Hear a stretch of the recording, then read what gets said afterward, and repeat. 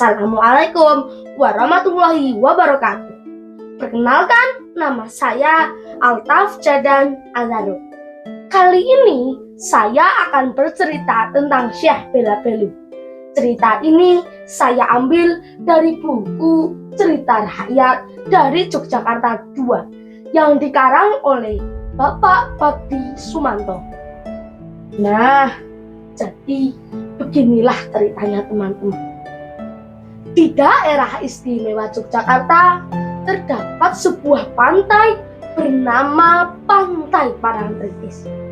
Di pantai tersebut terdapat dua buah bukit, namanya Bukit Pemancingan dan Bukit Sentono.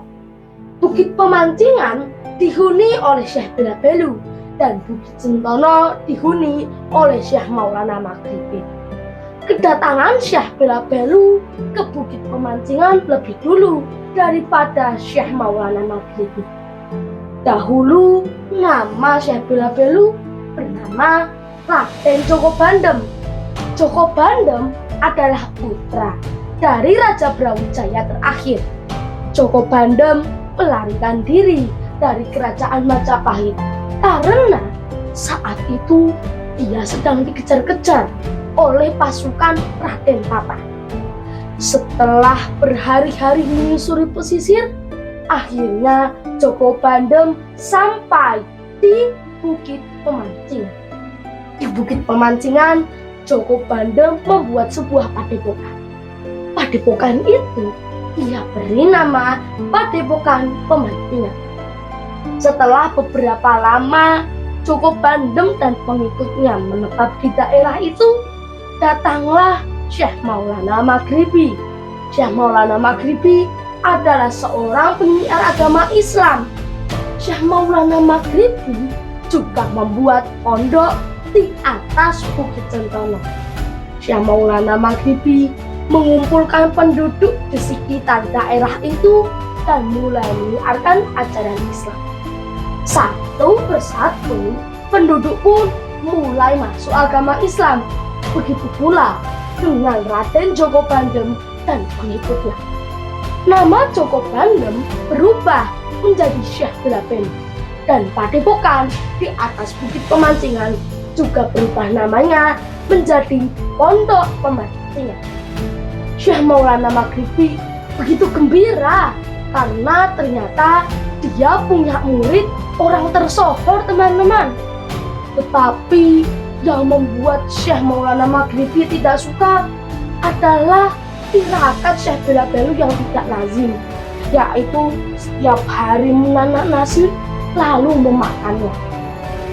Itu dia lakukan berhari-hari sehingga tubuhnya menjadi mendut pula teman-teman. Syekh Maulana Maghribi menegurnya dalam sebuah pengajian. Bela Belu, kamu itu harus meninggalkan kebiasaan burukmu itu. Tirakat itu sangat tidak lazim. Orang-orang di situ takut Syekh Bela Belu akan marah teman-teman. Tetapi ketika ditanyai, Syekh Bela Belu justru tersenyum dan menjawab, kalau saya marah, itu akan membuat hati gelap, dan jika hati gelap akan menjauhkan diri dari Yang Maha Kuasa. Keesokan harinya, Syekh Maulana Maghribi datang ke rumah muridnya tersebut. Ia datang untuk mengingatkan kembali kebiasaan buruk. Assalamualaikum. Tok tok tok tok. Bela Belu. Waalaikumsalam. Ceklek. Ada guru rupanya. Monggo, silakan masuk guru. Kamu sedang apa, Gel? Tentu saja, guru. Saya sedang menanak nasi, guru. Aduh, kamu ini kok belum menghentikan kebiasaan burukmu itu. Lihatlah, atap rumahmu itu loh, penuh sama kerak nasi. Kamu harus menghentikannya sekarang juga. Eh, Mohon maaf guru. Memang beginilah cara gerakan saya. Monggo, jika mau, guru bisa makan di sini loh. Makan lauknya pakai sambal tempe. Jos tenan loh guru. Mau tidak? Aduh, kamu ini menentang gurumu sendiri. Baiklah. Bagaimana kalau kita adu kekuatan saja? Tantang Syekh Maulana Maghribi. Mohon maaf guru, kalau adu kekuatan itu kan hanya mencari siapa yang lebih unggul. Tapi yang paling unggul di atas segalanya itu hanyalah Allah Subhanahu wa Ta'ala. Iya, baiklah, kita adu kecepatan saja. Kita akan berlomba sampai ke Mekah untuk melaksanakan sholat Jumat. Bagaimana? Yang ini mau atau tidak? Oh, boleh guru. Siap, saya akan melaksanakannya. Pada saat hari Jumat yang telah ditentukan, Syekh Maulana Maghribi datang lagi ke rumah Syekh Bela-Beli. Aduh, Ger, kamu ini kok masih masak terus. Kayaknya kamu ini lupa tentang perjanjian kita. Mohon maaf guru, ini saya sedang menanak nasi guru. Monggo loh, silakan kalau guru mau berangkat terlebih dahulu. Nanti saya akan menyusul ke Mekah. Ya, baiklah, nanti kamu nyusul loh, ya.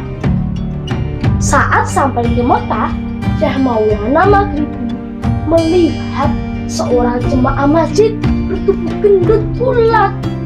Ternyata Bela-Belu sudah sampai terlebih dahulu. Syekh Maulana Maghribi begitu terkejut, teman-teman. Syekh Maulana Maghribi kemudian menghampiri muridnya tersebut. Bela-Belu, kamu itu sungguh hebat. Ada guru, iya guru. Tapi saya itu tidak hebat guru. Jika guru berangkat ke sini hanya menggunakan kekuatan guru sendiri, saya hanya menyandarkan diri kepada Yang Maha Kuasa. Iya, kamu benar. Aku telah sombong dengan kekuatanku sendiri. Baiklah, terima kasih ya. Kamu sudah menyadarkanku ya. Sama-sama guru. Tapi jika saya memang hebat, siapa lagi gurunya kalau bukan Syekh Maulana Maghribi? Nah, pesan moral yang dapat kita petik dari cerita ini adalah kita tidak boleh sombong. Di atas langit masih ada langit. Begitulah cerita dari saya. Wahai kawan semua,